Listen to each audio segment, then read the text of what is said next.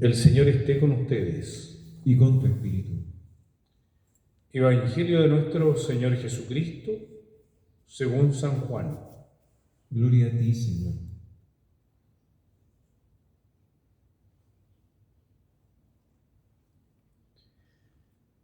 Después que Jesús alimentó a unos 5.000 hombres, sus discípulos lo vieron caminando sobre el agua.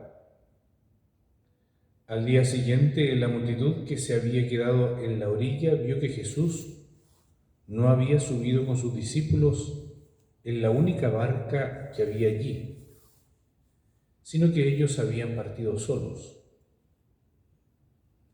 Mientras tanto, unas barcas de Tiberíades atracaron cerca del lugar donde habían comido el pan, después que el Señor pronunció la acción de gracias. Cuando la multitud se dio cuenta de que Jesús y sus discípulos no estaban en el lugar donde el Señor había multiplicado los panes, subieron a las barcas y fueron a Cafarnaúm en busca de Jesús. Al encontrarlo en la otra orilla, le preguntaron: Maestro, ¿cuándo llegaste?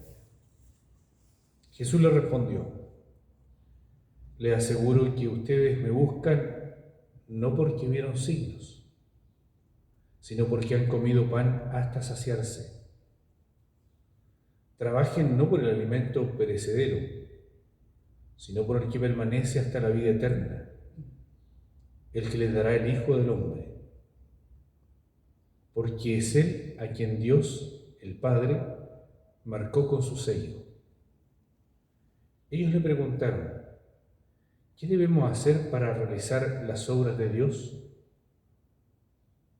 Jesús les respondió: la obra de Dios es que ustedes crean en aquel que Él ha enviado.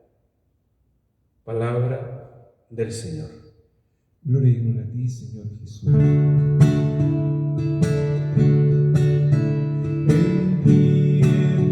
En ti, Señor, hemos puesto nuestra fe.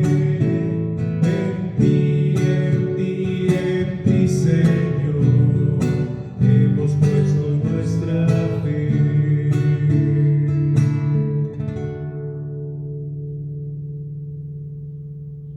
Continuamos en este tiempo de Pascua, en esta tercera semana de Pascua. La figura de Jesús que nos aparece en el Evangelio de Juan, ya multiplicado los panes, caminó sobre el agua, y hoy día la comunidad que lo busca. Y nos deja un hecho, esta búsqueda nos deja un hecho que a veces nos sorprende. Yo diría, nos sorprende en nuestra admiración negativa. ¿Por qué buscamos a Dios? ¿Por qué estamos buscando a veces a Dios y en qué momento lo buscamos? Hay un dicho que dice que en la trinchera no existen los ateos, porque es la necesidad, el estar tan desprovisto, con tanto riesgo, hace que mi mirada vaya hacia el cielo. ¿Y cuántas veces nuestra experiencia de seguimiento a Dios acontece porque tengo un problema? Eso no invalida ese acercamiento, porque muchas veces necesitamos de eso, de darnos cuenta que nosotros no controlamos el mundo, que no tenemos la salud para siempre, que la enfermedad y la muerte están a nuestra puerta, fácil que toquen y abran.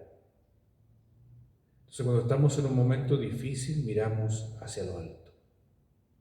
Cuando nos golpean las olas por un lado o por otro, nuestra mirada va hacia el cielo. Pero sí es bueno este cuestionamiento que Jesús nos hace. Ustedes me buscan, hoy día les dice a la comunidad, le dice: ustedes me buscan no porque vieron signos, sino porque han comido pan hasta saciarse. Se ha quedado la experiencia de Dios en la sensibilidad, en lo visceral. Y a veces puede ser eso. Nuestra búsqueda de Dios puede quedar hasta un punto.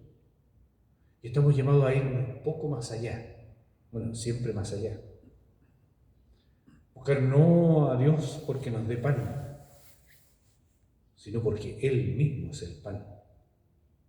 Y por eso la gran obra que va a decir Jesús hoy día, la gran obra del creyente, no es hacer los mismos milagros. De hecho, Jesús lo va a decir. Ustedes van a hacer cosas mucho mayores, pero no se alegren por eso. Y le va a decir cuando vuelven los 72, alégrense porque sus nombres están escritos en el reino de los cielos. ¿Cuál es la obra del discípulo? Realizar grandes signos, resucitar muertos, caminar sobre el agua. No, creer. La obra de Dios es que ustedes crean en aquel que Él ha enviado. Y ahí está la fortaleza del creyente. También para distinguir en este mar, yo digo mar, de situaciones tan distintas unas de otras, con tantas opiniones por aquí y por allá. Y hoy día en la primera lectura las vemos como Mateo, como Esteban, un hombre de una sola línea, un hombre transparente, tan transparente que llegan a decir, los ojos fijos en él, ellos veían el rostro de un ángel. Esa es la claridad de Esteban. ¿Cuál es la manera de terminar con él? La murmuración. De hecho, es tan peligrosa la murmuración que el pueblo de Israel, cuando estaba en el desierto, se atribuye en Meribá que la murmuración es por la que Dios le impidió al pueblo entrar en la tierra prometida. Es por la murmuración que Esteban va a ser condenado, ya lo veremos. Un juicio injusto, solamente por murmuraciones y mentiras. Y por eso este dicho que es tan cierto y que se transforma muchas veces en un modo de ir convenciendo. Di una mentira 100 veces y se transformará en una verdad. Y eso es lo peligroso. A río revuelto, ganancia de pescadores. Cuando la opinión y distintas opiniones sin distinguir cuál es la verdadera, puede hacer que la confusión sea lo más complejo. Para estos tiempos, el discípulo está llamado a creer y que desde ahí surja el juicio sobre las realidades de este mundo. Desde ahí. No que las opiniones se transformen en la realidad. Estamos, por eso se dice, en el tiempo de la posverdad. Las opiniones crean la realidad. Que el Señor nos ayude y nos proteja, para que alimente Él nuestro juicio.